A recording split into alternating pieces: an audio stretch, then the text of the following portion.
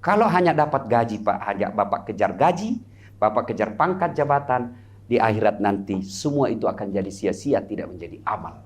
Tapi kalau Bapak niatkan lillahi ta'ala, maka insya Allah capeknya, jeripayanya akan jadi amal di sisi Allah Subhanahu wa ta'ala. Kalau Bapak pakai begini, masuk enggak ke karaokean? Enggak mungkin. Oh, jenggot panjang, hitam jidat, pakai peci, masuk. Di mana tempat biliar yang bagus?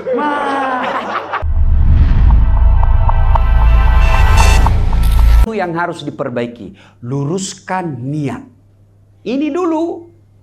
Ya, ini dulu dia. Luruskan dulu niat. Selama niatmu tidak lillahi ta'ala, membela agama Allah, memperbaiki perekonomian orang Islam, selama itu pasti kau jadi budak di kantor. Pasti jadi budak. Capek, sakit hati, jengkel. Tapi kalau niatmu mengangkat harkat dan martabat perekonomian Indonesia, insya Allah tidak ada lelah. Kenapa? Orientasi kita bukan fulus, bukan karir. Orientasi kita apa? Saya mau mendapat kemuliaan dari Allah. Maka ini dulu, luruskan niat. Kasihan. Dari 46, 47 perekonomi transaksi perbankan Indonesia, ternyata 3% saja itu umat Islam, bank syariah. Ini menjadi pekerjaan buat kita. Percaya kalau niatmu hanya cari popularitas, cari pekerjaan, cari gaji, pasti capek. Dan di akhirat nanti, ya Allah, mana pahalaku? BSI, Bank Syariah Indonesia, 20 tahun. Malaikat berkata, bohong.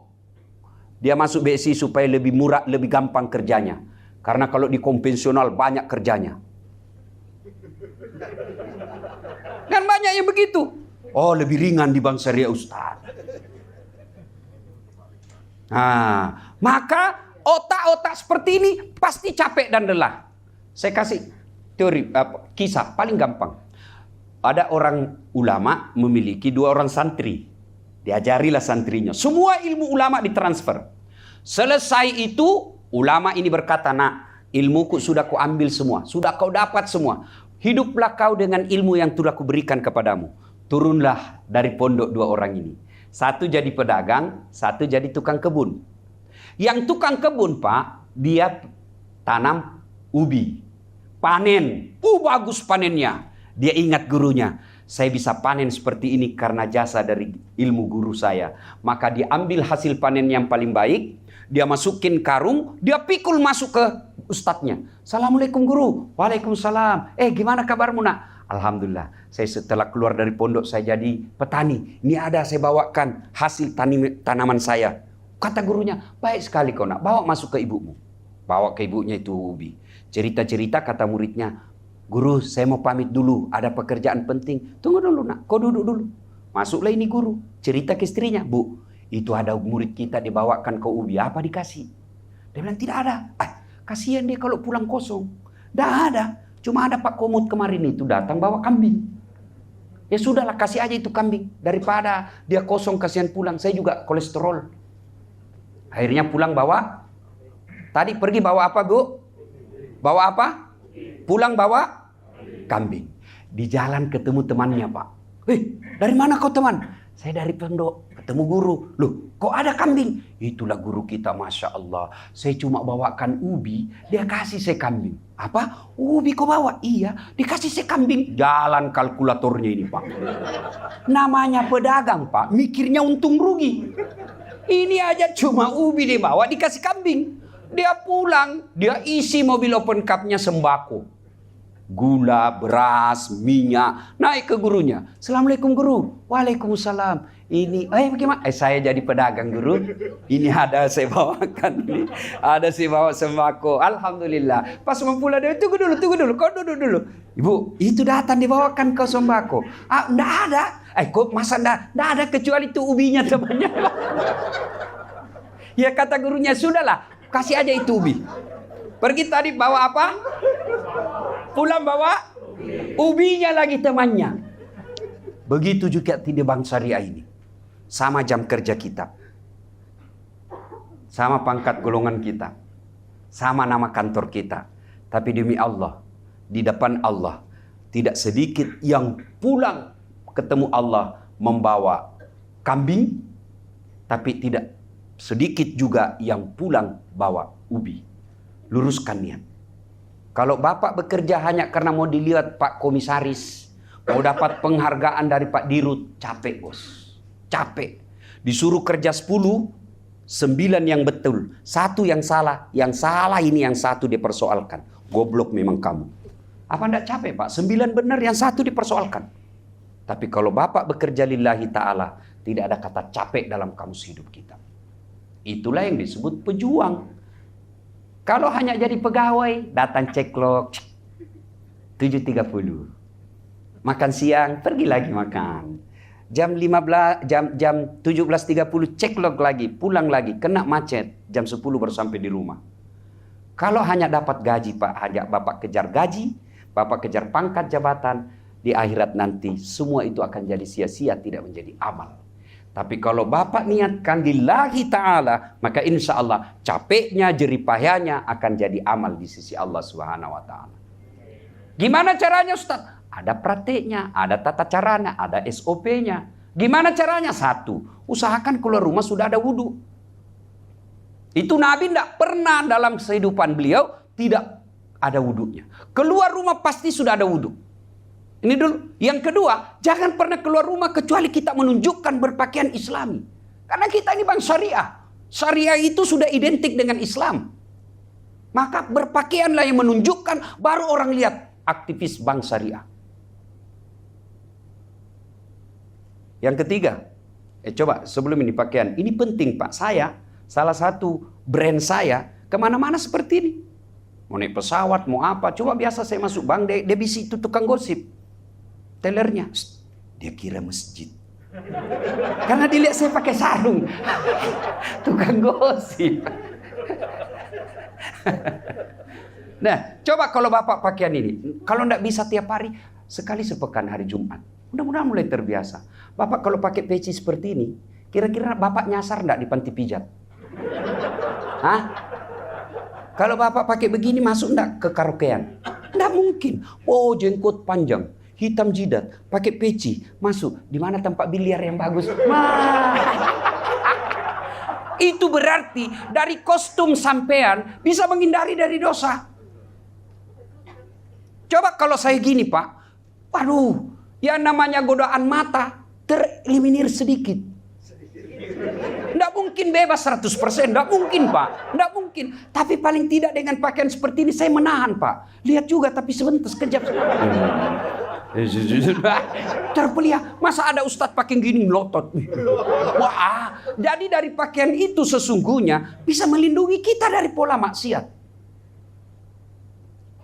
Yang ketiga praktikumnya, tadi sudah ada wudhu, berpakaianlah Islami. Yang ketiga, setiap Bapak mau keluar rumah, ikrarlah dalam hati. Bukan ikrar kepada pegawai, bukan ikrar kepada anak buah, bukan ikrar kepada atasan, ikrar kepada sumber maha kuasa. Apa kita baca? Ya duduk. Bapak duduk dulu, menghadap kiblat, lalu baca doa. Bismillahirrahmanirrahim. Innas salati wa nusuki wa mahyaya wa mamati lillahi rabbil alamin. Lalu menuju ke pintu baca doa. Bismillahi tawakkaltu ala la haula wala quwata illa billah. Kalau Bapak seorang suami, sedekah dulu kepada istri. Apa sedekahnya Rasulullah kepada istrinya? Bukan sedekahnya berupa duit, tapi apa? Sedekahnya apa? Cium jidat. Jadi besok-besok Bapak kalau mau keluar cium jidatnya istri, itu sedekah. Ibu-ibu juga kalau suamimu lupa sedekah, kau ingatkan, Pak, sedekah. Sedekah itu cium jidat. Itu amalan Rasulullah setiap mau keluar rumah. Bu, bertengkar rumah tangga biasa. Kecewa kepada suami biasa. Jengkel kepada istri lumrah. Iya. Mana ada si rumah tangga yang tidak pernah ada masalah? Bohong. Ini Ustadz, oh banyak juga masalah saya Pak. Benar Pak Wadir. Apa masalah saya paling banyak sekarang Pak? Banyak janda curhat. Di DM, di Instagram, Ustadz baru meninggal suami saya, kasihlah saya doa-doa penenang. Saya kasih, saya balas doa-doa. Lama-lama dia mulai kirim stiker yang ngeri-ngeri Pak. Lope-lope sebelah apa maksudnya? Lama-lama dia bilang, Ustadz, maukah Ustadz menjadi imam dalam hidupku? Saya bilang, mohon maaf Bu, saya bukan imam, saya penceramah. Semua orang punya masalah dalam rumah tangga. Tapi tolonglah, setiap mau keluar rumah, lupakan kesalahan pasangan kita semalam. Karena ajal kita tidak tahu, Pak. Siapa sangka itu yang lapangan stadion? Coba kalau bertengkar sebelum berangkat dengan istrinya atau suaminya bertengkar, lalu pulang sudah jadi jenazah, apa enggak kita tidak bisa menyalahkan diri kita? Pasti kita salahkan diri kita sampai ajal. Maka setiap mau keluar rumah, lupakan pertengkaran. Lupakan. Nah, coba biasa istri kita ini kan ahli sejarah. Kesalahan suami tidak pernah mau dilupa. Sudah 4 tahun dia ungkap lagi. Memang kamu, itu buktinya 4 tahun yang lalu. Itu sudah 4 tahun yang lalu dia ungkap lagi. Maka itu memang perempuan itu ahli sejarah. Langsung istri saya dia bilang begini, Pak Wadir. Benar, perempuan ahli sejarah. Maka laki-laki jangan kau bikin sejarah.